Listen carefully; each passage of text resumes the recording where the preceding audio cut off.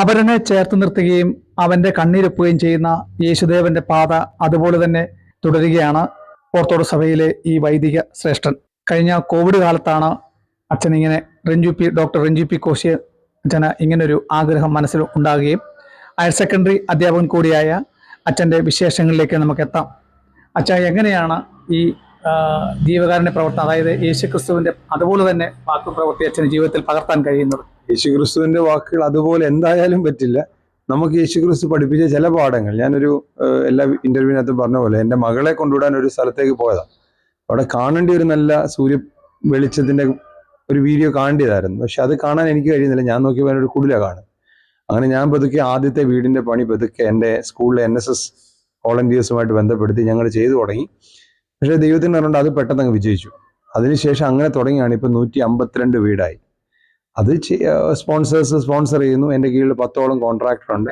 പ്രത്യേകിച്ച് എടുത്തു പറയേണ്ടത്, ഇങ്ങനെ 152 വീട് ചെയ്യുമ്പോൾ മാധ്യമങ്ങളിലോ അല്ലെങ്കിൽ ചാനലുകളിലോ ഒക്കെ ഒത്തിരി ആളും ആരോ ഒക്കെ ഉണ്ട്.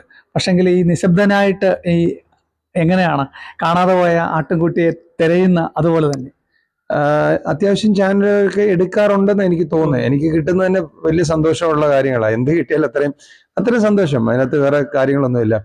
നമ്മുടെ ലക്ഷ്യം ഒന്നേ ഉള്ളതേ, നമ്മുടെ വ്യക്തിഗതമായ പബ്ലിസിറ്റി ഒന്നും അല്ല. അതിലുപരിയായി ഒത്തിരി പേരുണ്ട്. ഇപ്പൊ ഇന്നലെ ഞാൻ പിറവന്തൂർ ഒരു വീട്ടിൽ പോയപ്പം വെറും തകിടപ്പാട്ട്, അതിനകത്ത് 2 പെൺകുഞ്ഞുങ്ങളാണ്. അപ്പോൾ +2 പഠിക്കുന്ന ഒരു മോളും 9 പഠിക്കുന്ന ഒരു മോളും. അവരെങ്ങനെ ജീവിക്കും? നമ്മുടെ വീട്ടിലെ പെങ്കൊച്ചിന് സുരക്ഷിതം എന്ന് പറയുമ്പോൾ ആ കുട്ടിക്ക് സുരക്ഷിതത്വം വേണ്ടി. അത് ഒരു പെങ്കൊച്ചല്ലേ, അത് ഈ ലോകത്ത് ജനിച്ചല്ലേ. ആരെങ്കിലും ഉപദ്രവിച്ചതിന് ശേഷം പീഡിപ്പിക്കപ്പെട്ടു എന്നെല്ലാം പറഞ്ഞിട്ട് കാര്യമുണ്ട്. അപ്പൊ അതിനെ സുരക്ഷിതമാക്കുക എന്നുള്ളത്, അത്യാവശ്യം കിടന്നുറങ്ങുക എന്നുള്ളത് മാത്രമാണ് നമ്മുടെ ഒരു ലക്ഷ്യം. പ്രത്യേകിച്ച് പരിശുദ്ധ ബാബയുടെ സഹോദരൻ എന്നൊരു പദ്ധതി നമുക്ക് മാതൃക തരുമ്പോൾ അതിനോട് കൂടുതൽ ഉത്തേജിപ്പിക്കുന്നതാണ് അച്ഛൻ്റെ. അദ്ദേഹത്തിന് മുമ്പിലിരുന്ന് പഠിച്ചൊരു ശിഷ്യനാണ് ഞാൻ, പരിശുദ്ധ ബാബയുടെ മുമ്പിൽ നിന്ന്. അദ്ദേഹത്തിന്റെ വീക്ഷണം ഈ സഹോദരന്റെ പദ്ധതി മാത്രമേ നമ്മൾ കണ്ടിട്ടുള്ളൂ. പക്ഷെ അതിനേക്കാളൊക്കെ ഒത്തിരി റേഞ്ചിൽ അദ്ദേഹം മെത്രാപ്പോലിത്ത ആയിരുന്ന സമയത്ത് അദ്ദേഹം ചെയ്തിട്ടുണ്ട്. ഇന്ന് അദ്ദേഹത്തിന് ഈ സഭയുടെ ഭരണം കൂടെ ആയപ്പോഴത്തേക്ക് വളരെ ചുരുങ്ങിപ്പോയെന്ന് എനിക്ക് സംശയം. പണ്ട് അദ്ദേഹം ഒരുപാട് പ്രവർത്തനം ചെയ്തിരുന്നൊരു വലിയ വ്യക്തിത്വം. അദ്ദേഹത്തിന് മുമ്പിൽ നിന്ന് പഠിച്ച ശിഷ്യൻ എന്നുള്ള രീതിയിൽ അത് ഏറ്റെടുക്കാൻ കഴിയുന്നില്ല. പിന്നെ എന്തിനാ നമ്മൾ അങ്ങനെ അദ്ദേഹത്തിന് മുമ്പിൽ പഠിച്ചതെന്ന് ചിന്തിക്കുന്നു. അച്ഛാ, ഈ 150 വീടുകൾ ഏതൊക്കെ പ്രദേശത്താണ് അച്ഛാ കൊടുത്തേക്കുന്നത്? കഴിവതും നമ്മൾ കൊടുക്കാൻ ശ്രമിച്ചത് എൻ്റെ കണ്ണെത്തുന്ന ദൂരത്തിലാണ്. കാരണം ഇവിടെ എല്ലാം ചെറിയ ചെറിയ പ്രശ്നങ്ങളുണ്ടാവും, ചെറിയ ചെറിയ വഴക്കുകളുണ്ടാവും. ചിലപ്പം എൻ്റെ ഇപ്പോഴത്തെയുള്ള 10 കോൺട്രാക്ടർമാരും എന്നെ വഞ്ചിക്കാത്തവരാ. പക്ഷെ ഒരു കോൺട്രാക്ടർക്ക് ഞാൻ പറഞ്ഞല്ലോ, എൻ്റെ അക്കൗണ്ടിലേക്ക് ഇതുവരെ ആരും ഒരു പൈസ അയക്കാൻ ഞാൻ സമ്മതിച്ചിട്ടില്ല. അത് ഞാൻ ഇത്തരം മീഡിയയിലൂടെ പറയുന്നതുകൊണ്ട് തന്നെ എൻ്റെ അക്കൗണ്ടിലേക്ക് ഒരു പൈസ അയക്കാൻ ഞാൻ സമ്മതിച്ചിട്ടില്ല. കോൺട്രാക്ടർ അക്കൗണ്ടിലേക്ക് പൈസ അയച്ചു കൊടുക്കുന്നത്. അപ്പൊ അവരതുകൊണ്ട് മുങ്ങിയാൽ എനിക്കറിയത്തില്ല, അവരെന്തെങ്കിലും നെഗറ്റീവ് ചെയ്താൽ എനിക്കറിയത്തില്ല. അപ്പൊ അതുകൊണ്ട് ഞാൻ എന്നാൽ ആവും വിധം എൻ്റെ ശ്രദ്ധ പതിക്കുന്ന സ്ഥലത്ത്, എന്നാൽ സുൽത്താൻ ബത്തേരി മുതൽ തിരുവനന്തപുരം വരെയുള്ള ജില്ലകളിലൊക്കെ തന്നെ ഞാൻ ചെയ്തിട്ടുമുണ്ട്. സാധാരണ ഞങ്ങൾ ഒത്തിരി ചാരിറ്റി പ്രവർത്തനങ്ങൾ ചെയ്യുന്ന വീടുകളൊക്കെ കണ്ടിട്ടുണ്ട്.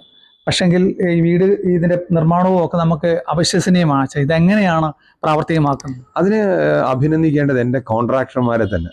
എൻ്റെ കൂടെയുള്ള ഒരു കോൺട്രാക്ടർമാർക്കും അമിത ലാഭം എന്ന് പറയുന്ന ചിന്തയില്ല. എൻ്റെ വിഷൻ എന്താണോ ആ വിഷനാണ്. ഞാൻ പറഞ്ഞില്ലേ, എനിക്ക് ട്രസ്റ്റ് ഇല്ല, എനിക്ക് സംഘടനയില്ല, ഒന്നുമില്ല. എൻ്റെ കൂടെയുള്ള ആ കോൺട്രാക്ടർമാരെ എനിക്ക് 100% ഇഷ്ടമാവുന്നതിന് കാരണം നിങ്ങളിപ്പോൾ ഇത് കണ്ടതാണല്ലോ. ഒരു സാധനം പോലും ISI മാർക്ക് ഇല്ലാത്ത ഇവിടെ നിങ്ങൾ കാണൂല. എന്ത് സാധനങ്ങൾ എടുത്ത് നോക്കിക്കോളൂ, ISI മാർക്കില്ലാതെ കാണും. അപ്പം നമ്മൾ കൊടുക്കുന്ന ഒരു വീട് 30, 35, 40 വർഷത്തേക്ക് നിലനിൽക്കണമെന്നുള്ളത് എൻ്റെ ഉദ്ദേശത്തെക്കാളും കോൺട്രാക്ടർമാരുടെ ഇഷ്ട വിഷയമായി മാറി. അവരപ്പോൾ എൻ്റെ ചാരിറ്റി പ്രവർത്തനത്തിനോട് ചേർന്ന് അവരോട് നിൽക്കുന്നുണ്ടായി ഇത് ചെയ്യാൻ പറ്റുന്നത്. യേശുദേവന്റെ 12 ശിഷ്യന്മാരിൽ ഏറ്റവും നല്ലവരാരാണെന്ന് കർത്താവിനോട് ചോദിച്ചപ്പോൾ അവർ ഒന്നും തന്നെ മിണ്ടിയില്ല. അതേ പാത പിന്തുടർന്നുകൊണ്ട് സുമനസ്സുകളുടെ കാരുണ്യത്താൽ ഒരു പ്രകാശം ചൊരിഞ്ഞുകൊണ്ടാണ് സമൂഹത്തിലെ ഡോക്ടർ രഞ്ജി പി കോശി തൻ്റെ ദൗത്യം പൂർത്തിയാക്കി പാർപ്പിടമെന്ന അശരണർക്ക് പാർപ്പിടമെന്ന സ്വപ്നഗ്രഹം യാഥാർത്ഥ്യമാക്കി കൊണ്ടുപോവുകയാണ്. ഇത് മറ്റുള്ളവർക്കും ഒരു ദിശ സൂചിക കൂടിയാകട്ടെ. കേരള വിഷൻ ന്യൂസിന് വേണ്ടി ക്യാമറാമാൻ പ്രദീപ് അങ്ങാടിക്കൊപ്പം പ്രസാദം ജെ, പത്തനംതിട്ട.